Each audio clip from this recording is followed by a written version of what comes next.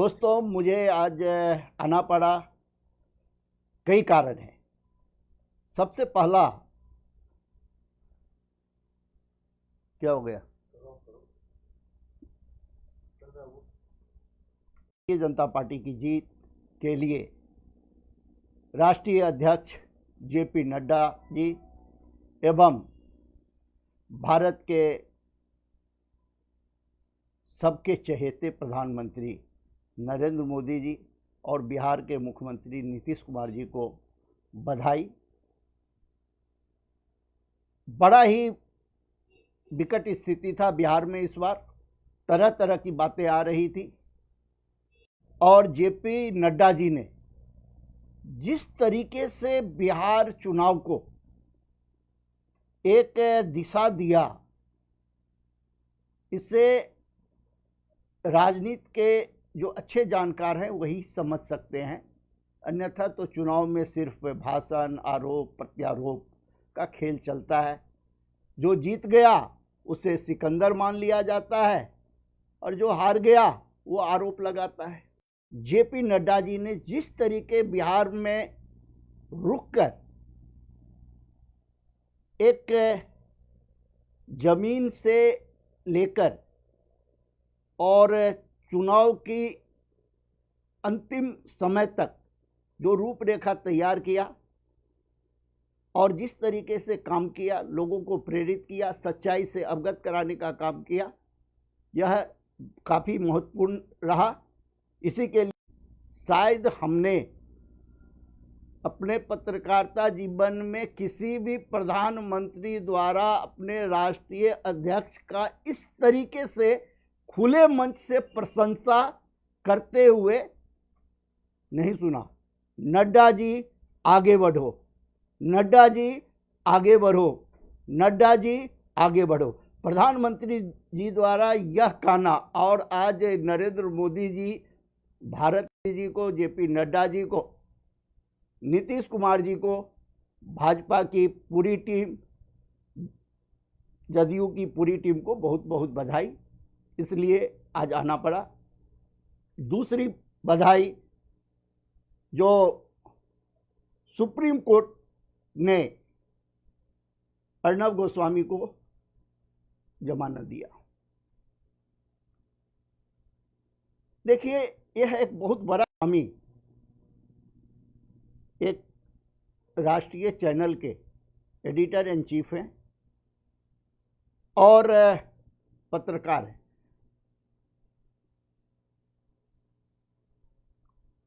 उन्होंने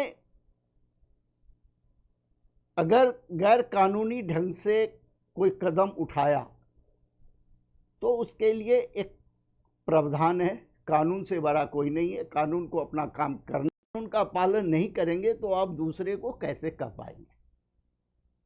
लेकिन जो तरीका अपनाया जाता है, बदले की भावना, यह गलत है। यह नहीं होना चाहिए, यह नहीं दिखना चाहिए, वो भी खासकर सत्ता द्वारा। वो चाहे किसी भी राज्य सरकार द्वारा किया जाए या किसी भी सरकार द्वारा किया जाए, यह अच्छी बात नहीं है। के बाद अर्नब गोस्वामी आ गए, इसीलिए उन्हें भी बधाई और उनकी पूरी टीम को बधाई और खास कर करके सर्वोच्च न्यायालय को सैल्यूट, जो आपने लोकतंत्र में मीडिया के महत्व को समझते हुए न्याय देने का काम किया। इस बात को लेकर यह दो मुद्दे थे, बिहार चुनाव, उसके रिजल्ट, देश में जगह जगह हुए उपचुनाव, कुछ सीटों पर उसके रिजल्ट, आज भाजपा के राष्ट्रीय अध्यक्ष द्वारा भाजपा मुख्यालय पर बिहार की जनता एवं देश के मतदाताओं को धन्यवाद देने के लिए आयोजित कार्यक्रम, इन सब बातों को सामने लाना था। इसके लिए भी मुझे आना था आज। लेकिन उससे भी ज़रूरी चीज़ एक मेरे सामने में लगातार आ रही है और मैं दिल्ली सरकार, दिल्ली के मुख्यमंत्री, दिल्ली के उपराज्यपाल जो बातें हम अभी रखने जा रहे हैं यह बड़ी ही चिंतनीय है। जो भारत की राजधानी दिल्ली, मैंने पहले भी कई बार कहा है, जो दिल्ली सिर्फ एक प्रदेश नहीं है, दिल्ली भारत की राजधानी है। और सिर्फ भारत की राजधानी नहीं है, दिल्ली से जैसी हवा चलती है वो संपूर्ण विश्व में पहुंच जाती है। और उसमें भी भारत के एक ऐसे प्रधानमंत्री जो लगातार भ्रष्टाचार पर प्रहार करने का काम कर रहे हैं, करने का काम कर रहे हैं, उनके प्रधानमंत्री काल में, और वो भी भारत की राजधानी दिल्ली में, जहां निगम में उनका शासन है, उनकी पार्टी का शासन है। प्रधानमंत्री जी का शासन तो पूरे देश में है, कहने का तात्पर्य जो निगम में भाजपा का शासन है, सत्ता में आए। दूसरी बार भी जनता ने उन पर भरोसा किया और दिल्ली की बागडोर सौंपी, जबकि दिल्ली उन्हें दिया और दिल्ली की 7 संसदीय क्षेत्र प्रधानमंत्री जी को, मोदी जी को दिया, उन्हें समर्थन किया ताकि केंद्र मजबूत रह सके। तो भ्रष्टाचार मुक्त शासन प्रशासन हो। हम कोई आरोप नहीं लगा रहे, हम एक ऐसी सच्चाई सिर्फ रखना चाह रहे हैं। अगर आप लोग उनकी जांच कर लें, गलत हो कहने के लिए बहुत ही छोटा पद है, लेकिन वो इतना शक्तिशाली हो सकता है भारत की राजधानी में, आप कल्पना भी नहीं कर सकते। कहीं से कहने का तात्पर्य जो प्रधानमंत्री कार्यालय इसी आरोपी के पास पहुंच जाता है।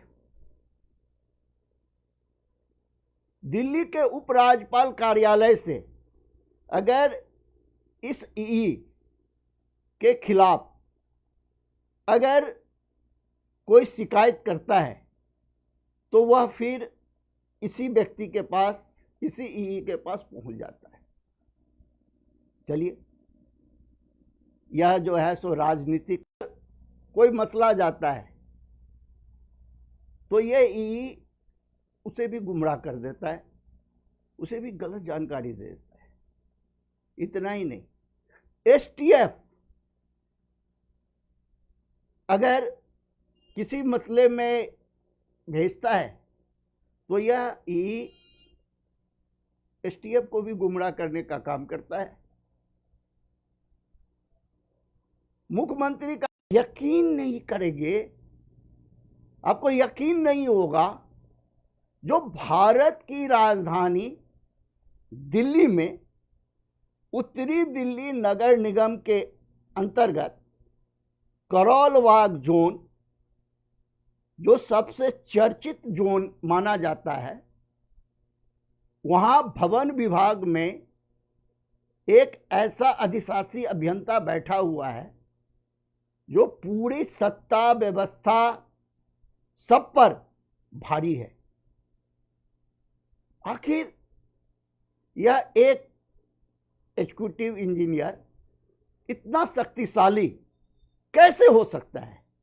से अधिकारियों को, चाहे कोई पॉलिटिकल लीडर या कोई प्रशासनिक अधिकारी संरक्षित करने का काम करते हैं, तो यह राष्ट्र के साथ विश्वासघात है। क्योंकि राष्ट्र के आगे बढ़ने के लिए राजस्व बहुत ही जरूरी है। इसी के लिए आयकर विभाग है, इसी के लिए विभिन्न तरह से राजस्व जो है, सरकारी राजस्व को क्षति पहुंचाने का लगातार काम करे। चलो एक बार हो सकता है, 2 बार हो सकता है, छुप छुपा कर करके 4 बार हो सकता है। हम कहते हैं जो कि 10 बार कर लेता है, छुप छुपा के कर लिया, किसी की नज़र नहीं पड़ी, कोई बात। वो लगातार अपने पद पर बैठ के इसी तरीके का काम करे और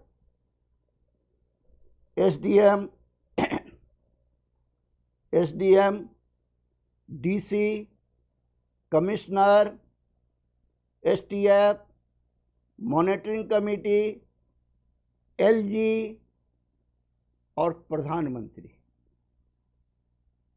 तस्वीर के साथ, वीडियो के साथ जब सब कुछ सामने हो, उसके बावजूद भी उस अधिकारी को उसे पद से न हटाया जाए, उस अधिकारी के भ्रष्टाचार पर रोक न लगाई जाए, उसके द्वारा किए जा रहे गलत कामों को नहीं रोका जाए।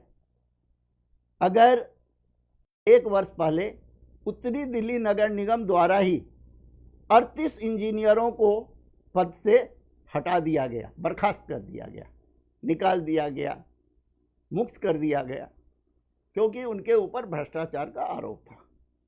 लेकिन करोलबाग जोन का यह ईई, मैं नाम इसलिए नहीं ले रहा जो अभी तक मैंने नाम नहीं लिया है। भारत में अगर ये पूछा जाए तो यह इतना ज़्यादा गलत काम कर चुका है, इतना अधिक राजस्व की क्षति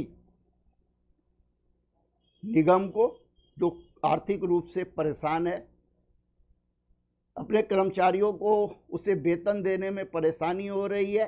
पीछे भी परेशानी हुई थी, कल जो है सो वेतन दिया गया है, डॉक्टरों को वेतन नहीं मिल पा रहा, और इस भ्रष्ट अधिकारी ने निगम को इतनी क्षति पहुंचाई है, इतनी क्षति पहुंचाई है जो आप कल्पना भी नहीं कर सकते। इस अधिकारी ने काला धन को इतना बढ़ावा दिया है, इतना बढ़ावा दिया है, जो कि अगर इसकी जांच हो तो आप दंग रह जाएंगे, जो कि ये क्या होता रहा। उससे ऊपर भी विजिलेंस है, सरकार की विजिलेंस है, सेंट्रल की विजिलेंस है, कई जांच एजेंसियां हैं जो इनके भ्रष्टाचार की कहानी को सबके सामने लेके आ सकता था। राष्ट्रवासियों, दिल्लीवासियों और सभी सम्मानित पदों पर बैठे हुए सभी वरिष्ठ करोलबाग जोन के ई कुमार महेंद्रा द्वारा किए गए भ्रष्टाचार, संगठित भ्रष्टाचार, ऑर्गेनाइज्ड क्राइम, अगर कोई व्यक्ति मजबूरी बस बगैर टिकट के एक जगह से दूसरे जगह रेल में यात्रा कर लेता है, और का सिस्टम है जो अगर कोई आदमी गलत करता है तो उसे वार्निंग दिया जाता है, दंडित किया जाता है, आर्थिक दंड दिया जाता है, और अगर वो ऐसे उस चीज़ों को नहीं मानता, उसका पालन नहीं करता, तो उसके ऊपर आपराधिक मुकदमे होते हैं और उसे जेल तक भेज दिया जाता है। अभी ये बात मैं इसलिए कर रहा हूं, जो अर्नब गोस्वामी व्यवस्था है, तो जब एक अखबार का, एक चैनल का चीफ एडिटर जेल भेजा जा सकता है, अगर कोई राजनेता अगर भ्रष्टाचार के आरोप लगते हैं, 2G 3G के मसले आते रहे, कई अंदर गए, यहां तक कि देश के गृह मंत्री रहे पी चिदम्बरम को भी जेल भेजा गया था। अनेकों उदाहरण है। तो आखिर इस ईई में ऐसी क्या विशेषता है, मैं यह जानना चाहता हूं। मैं तो दंग हूं, जो भारत की राजधानी में इतना बड़ा भ्रष्टाचार, प्रत्येक व्यक्ति को बिकाऊ समझता है। चलिए, मैं इस पर बात करने लगूंगा तो बात बहुत बहुत बहुत सारी है। हम अभी सिर्फ ये बात करें तो अच्छा है। जो करौल वागजोन भवन निर्माण विभाग, वो विश्वकर्मा के दूसरे रूप हैं, क्योंकि उनके द्वारा किए गए विकास के बाद ही हमें रहने के लिए छत मिलता है, हमें रोजगार करने के लिए दुकानें, फैक्ट्रियां प्राप्त होती हैं। तो बिल्डर विश्वकर्मा के एक रूप हैं, जो निर्माण का काम करते हैं, अपने स्वार्थ के लिए निगम की दलाली करते हैं। कुमार महेंद्रा जी जैसे भ्रष्ट ई के संरक्षण में अवैध निर्माण करते हैं, सरकारी जगह का अतिक्रमण करते हैं, लीज होल्ड प्रॉपर्टी को बगैर फ्री होल्ड कराए, बगैर लैंड यूज चेंज कराए उसमें कमर्शियल निर्माण करते हैं। अब हम ये बात इसलिए कर रहे हैं जो कि बहुत सारे लोगों को इस संदर्भ में पता ही नहीं होगा। मुझे भी 35 साल लग गए, 25 साल तो यहाँ दिल्ली में लग गए इन बातों को, इस सिस्टम को समझने के लिए। आज हम कुमार निगम को वह प्राप्त नहीं हो रहा है, LNDO को वह प्राप्त नहीं हो रहा है भारत सरकार का उपक्रम को, और यह भ्रष्टाचारी बिल्डर और करौल वागजोन भवन निर्माण विभाग के ईई के बीच बंदरबांट हो रहा है। इसके प्रमाण आप देखेंगे। मैं पहले आपको बता दूं, मोती नगर विधानसभा क्षेत्र दिल्ली के VIP विधानसभा क्षेत्र के रूप में जाना जाता है, क्योंकि माननीय मदन लाल खुराना जी यहाँ के MLA रहे, मुख्यमंत्री रहे। यह क्षेत्र जाने माने राजनेता के रूप में जाने गए, पहचान है उनका यह क्षेत्र रहा है। और अभी जो यहाँ की सांसद है वो भी भाजपा की राष्ट्रीय प्रवक्ता रही हैं, सांसद हैं दूसरी बार। तो यह क्षेत्र काफ़ी ही महत्वपूर्ण रहा है, बड़ा ही VIP क्षेत्र इसे माना जाता है। इसके कारण अच्छा माहौल है, शांत क्षेत्र है। लेकिन इन भ्रष्टाचारियों के कारण यहाँ न सिर्फ काला धन बढ़ा, काले धन का उपयोग हुआ, काले धन का खेल चल रहा है, बल्कि यहाँ सरकार के राजस्व की लूट हो रही है। और इसके बीच राष्ट्रद्रोही उस बंदे के ऊपर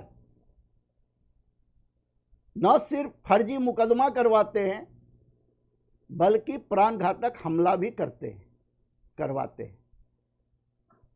इसके भी प्रमाण सामने आए हैं। पहले तो यह समझ में नहीं आता था जो आखिर हमला हुआ तो क्यों हुआ, हमला होने का कारण क्या है, मुकदमा हुआ तो क्यों हुआ, इसके कारण जांच हो तो बड़े बड़े महारथी के चेहरे से नकाब उतरेगा। और मैं आपको विश्वास दिलाता हूं, जो सच्चाई को हर हाल में, जो हमारा सिद्धांत है, ना काहू से दोस्ती ना काहू से बैर, एक ही सोच सत्य की खोज, तो हम प्रयास करेंगे जो हमारे प्रधान लगातार चलने का प्रयास कर रहे हैं और आगे भी चलने का प्रयास करेंगे। और सत्य को, यह जो सत्य है, हम जो आज यहाँ तक पहुँचे हैं, आप कल्पना नहीं कर सकते जो कि इतने भ्रष्टाचार की चीज़ें एकत्र हो सकती है, कोई कर सकता है, क्योंकि ये बड़े ही सुनियोजित ढंग से ये काम चल रहा है और सरकार को और राष्ट्र को नुकसान पहुंचाया जा रहा है। ये दीमक है, दीमक जैसे बहुत है। हम बात सिर्फ यहाँ करौल वाग जोन की कर रहे हैं, सिर्फ करौल वाग जोन के माध्यम से, और वो भी भवन निर्माण विभाग के माध्यम से, जिसके सर्वे सर्वा ई कुमार महेंद्रा हैं। वो एक ऐसा एनेक्स तैयार कर रखा है, प्रत्येक इलाका में वो अपने बिल्डर पैदा कर रखे हैं जिनके साथ उनका तालमेल। जरूरतमंद है जो अपने घर के बरांडे को अपने बेटे की शादी होने के बाद अपने बहू को एडजस्ट करने के लिए अपने बरांडे को घेरने का काम करता है ताकि एक कमरा बढ़ जाए, जगह उसकी अपनी है, अपने सीमा के अंदर है, उस जगह को बेच के चला जाए और वे वहाँ पर फिर बगैर नक्शे के, बगैर LNDO से लैंड यूज चेंज कराए, LNDO से फ्री होल्ड कराए, वहाँ 5-5 मंजिल 4-4 मंजिल अवैध निर्माण कर मोटी कमाई कर सकें। इसके एक नहीं अनेकों प्रमाण मेरे सामने पहुंच चुके हैं। तब हम इससे रमेश नगर के बस स्टॉपेज को, जहाँ बच्चे स्कूल जाने के लिए बस पकड़ते थे, बिल्डरों द्वारा तोड़ दिया गया था, गायब कर दिया गया था, तोड़ क्या दिया गया था, गायब ही कर दिया गया था। उस मुद्दे को जब मेरे सामने एक पनवारी लेकर के आया और जब हम उसमें प्रवेश किए, जब हम उसकी सच्चाई को जानने का प्रयास किए, तो मुझे तरह तरह का 25 वर्षों से हम इस काम को देख रहे हैं, जानने का प्रयास कर रहे हैं, रूल रेगुलेशन को पढ़ने का प्रयास कर रहे हैं, रूल रेगुलेशन के हिसाब से समाचार प्रकाशित करने का प्रयास कर रहे हैं। अब जाकर करके बिल्ली की माँ, अब तक जगह जगह उछल कूद कर से बिल्ली नजर आती थी। कहीं से ऊपर कोई जो दुकान खोल करके प्रॉपर्टी का काम कर रहा है, फिर कहीं कोई बिल्डर, मतलब इस तरीके से खिचड़ी बनी हुई थी जो कि कोई भी आदमी उससे निकल नहीं सकता, उतना ही में उलझ के रह जाना। और जिससे लगा जो कि इससे हमारा नुकसान हो सकता है, तो उसे तरह तरह का प्रलोभन देना, उसे जो है सो अपने में कर देना, उसे अपने बस में करना, और अगर नहीं माना तो उसको किसी भी मुकदमे में उलझा देना। इसके भी प्रमाण हैं जो आप इसके जड़ तक पहुंच ही नहीं सकते, आप इतने ही में उलझ के रह जाएंगे। तो ये सिलसिला था। मैं भी बार बार सोचता था यार आखिर इसकी जड़ रहे, लगे रहे, रिसर्च करते रहे। तो जब LG कार्यालय द्वारा और प्रधानमंत्री कार्यालय द्वारा कुछ शिकायतें कुमार महिंद्रा जी के पास पहुंचा तो उन्होंने बड़े ही तरीके से बिल्डरों को बचाने के लिए, अवैध निर्माणकर्ताओं को बचाने के लिए, अतिक्रमणकारियों को बचाने के लिए पहले महिंद्रा जी के पास जो डिक्शनरी है अंग्रेजी का, कहा जाता है जो ई कुमार महिंद्रा जी की अंग्रेजी बहुत अच्छी है। ये अपने अंग्रेजी से और वो दो कंप्यूटर का इस्तेमाल करते हैं। एक जेई मुझे बता गया, वो बहुत परेशान हुआ, कहा कि जो उसने तरह तरह से निवेदन किया, परेशानी होती है, तुम्हें तो सरकार सैलरी देती है, निगम से सैलरी मिलती है, तुम कार्रवाई क्यों नहीं करते, तुम्हें कार्रवाई करनी चाहिए। तो उसने जो बात बताया ये बड़ा ही विभत्स है, उस पर मैं फिर कभी बताऊंगा। अभी मैं जिस मुद्दे को लेकर के बैठा हूं मैं आपको बताऊं, और वरिष्ठ अधिकारियों और राजनेताओं, खास कर करके निगम के जो 5 टॉप, एक निगम पार्षद हैं जो एलजी द्वारा नॉमिनेटेड है, उनका कोई निगम क्षेत्र नहीं है। माननीय एलजी महोदय ने उस नौजवान को निगम पार्षद के रूप में नॉमिनेट किया और वो पहले आम आदमी पार्टी में था बंदा, भाजपा में चले गए। भाजपा बड़ी दल है, राष्ट्रीय दल है, और एक्चुअल उस आदमी के दिल में प्रधानमंत्री नरेंद्र मोदी जी के भ्रष्टाचार के खिलाफ जो आंदोलन चल रहा है उससे वो प्रभावित था, तो वो भाजपा में चला गया। और उसे पहले नरेला जोन का डिप्टी चेयरमैन बनाया गया, और विषय है। अब अस्थाई समिति उत्तरी दिल्ली नगर निगम की सबसे पावरफुल कमिटी है, किसी भी निगम की सबसे पावरफुल कमिटी अस्थाई समिति होती है, जहां निर्णय होता है और विकास के काम होते हैं।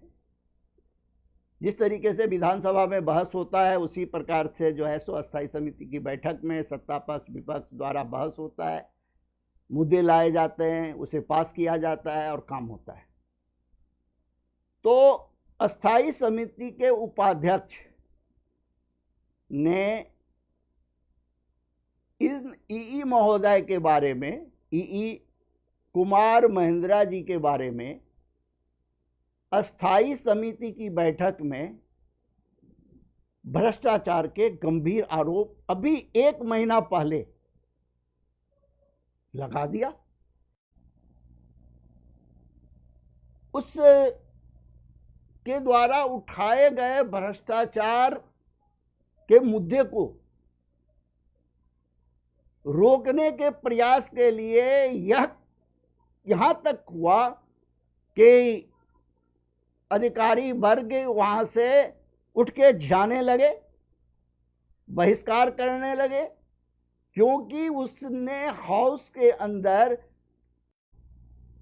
इस तरीके का नाम नहीं लिया जाता जब तक कि आप बजाते सारा पुख्ता सबूत सब चीज़ दे करके अस्थाई समिति के अध्यक्ष और सदन के नेता को आप सब कुछ पहले ना दे दें।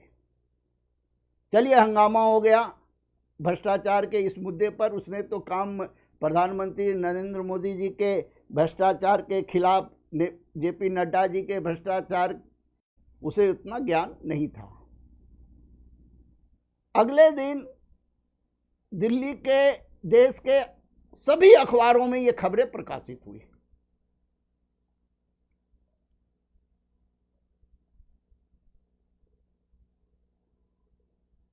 फिर दोबारा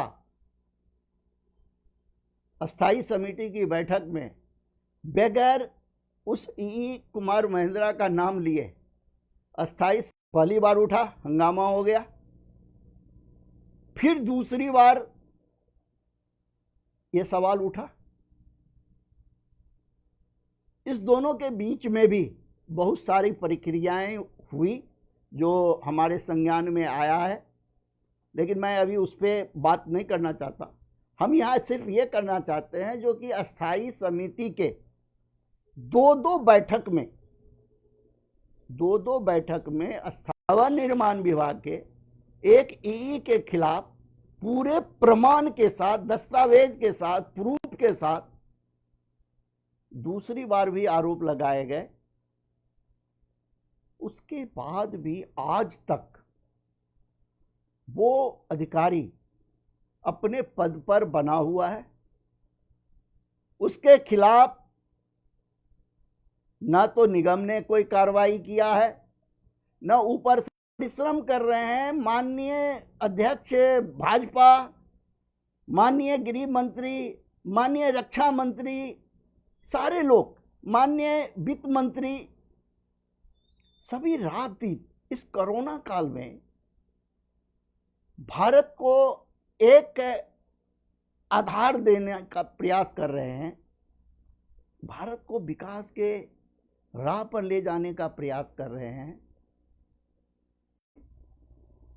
पार्टी सत्ता में है और उन्हीं के दल का अस्थाई समिति का उपाध्यक्ष एक नहीं दो बार अस्थाई समिति के बैठक में उस ई के खिलाफ अगर सवाल उठा दिया, भ्रष्टाचार के दस्तावेज पेश कर दिए, तो अब तक उस प्रधानमंत्री कार्यालय को, प्रधानमंत्री जी को, माननीय राष्ट्रीय अध्यक्ष बीजेपी को, गृह मंत्री जी को, वित्त मंत्री जी को जो है सो इस पर संज्ञान लेना चाहिए, ध्यान देना चाहिए, क्योंकि यह दीमक, यह जो नगर निगम बदनाम है, ऐसे ही भ्रष्ट अधिकारियों के खातिर बदनाम होता है और बदनाम हो रही है भाजपा और लूट रहा है यह भ्रष्टाचारी। मिट्टी खिसक जाएगी। इतना भ्रष्टाचार इस स्तर पर, इतना कानून को गुमराह, राजस्व की इस तरह की लूट, काले धन को इस तरीके का बढ़ावा नहीं लग रहा। ये देखिए, ये पूरे हैं डिप्टी कमिश्नर को जो पत्राचार किया गया है। यह एक बिल्डर से संबंधित है, एक बिल्डर से, सिर्फ एक बिल्डर का। मैं उस बिल्डर का भी नाम नहीं लूंगा, नाम नहीं बताऊंगा आपको। यह एक बिल्डर आंदोलन चलाया गया जिसके मकान को बिल्डरों से मिलकर, दलाल टाइप बिल्डर से मिलकर एमसीडी ने उसके मकान को तोड़ दिया। वो व्यक्ति है, सबसे बड़ी चीज है, वो ईमानदार है और उसने अपने परिश्रम की, खून पसीने की कमाई से उसने एक छत बनाया, उसे बिल्डर ने एमसीडी से मिलकर करके तुड़वा दिया। वो काफी परेशान रहा, सोचता रहा, तो चलो तोड़ दिया, सील कर दिया। तो ये सब क्या है? यही बिल्डर ये सब निर्माण कर रहा है और कुछ नहीं हो रहा। तो उसने पत्राचार करना शुरू कर दिया और शिकायतें करनी शुरू की, एक दो, इसी बिल्डर का, केवल इसी बिल्डर का।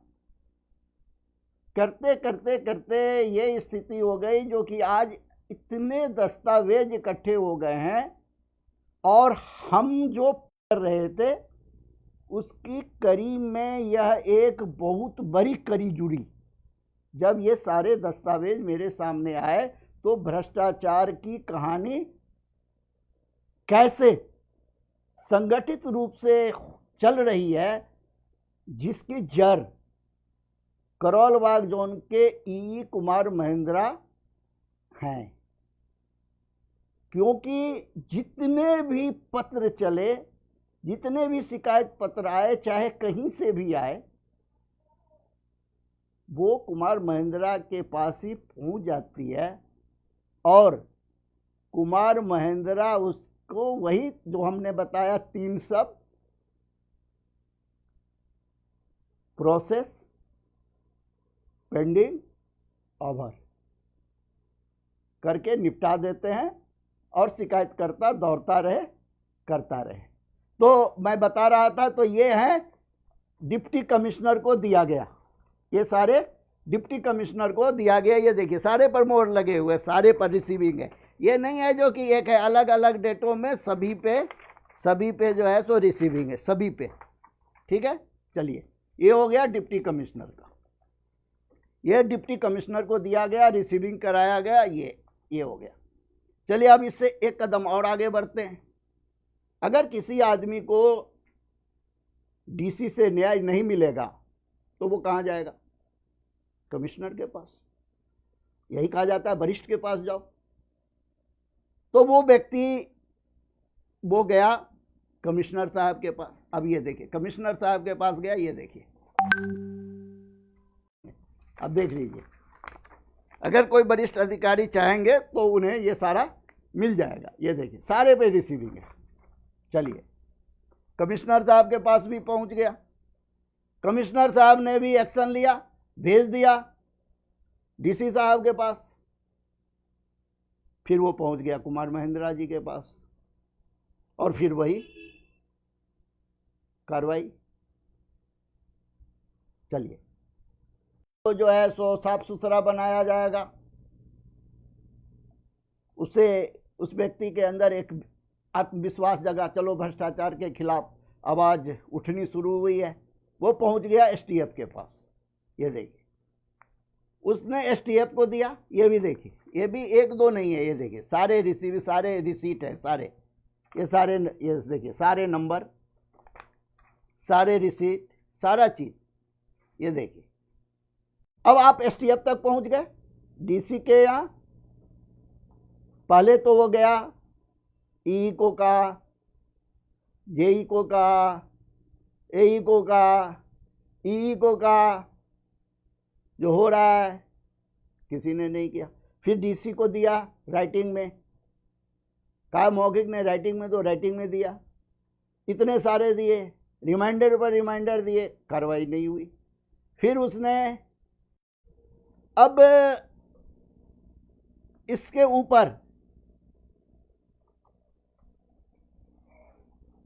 ऊपर जो है मॉनिटरिंग कमेटी, सुप्रीम कोर्ट द्वारा गठित मॉनिटरिंग कमेटी के पास गया। अब ये देखिए, अब यहाँ भी जो है सो ये देखिए, मॉनिटरिंग कमेटी बार बार कहती रही, फिर भी कार्रवाई नहीं हुआ। चलिए, ये मामला एफआईआर तक दर्ज है। आइए, अब हम आपको जो है एक बड़े ही चौंकाने वाले 2 चीज़ों की ओर ध्यान, काफ़ी समय हो गया है आप लोगों को भी। ये देखिए, सब डिविजनल मजिस्ट्रेट, उन्होंने जो है सो बजाबते लिख करके जो है सो दिया,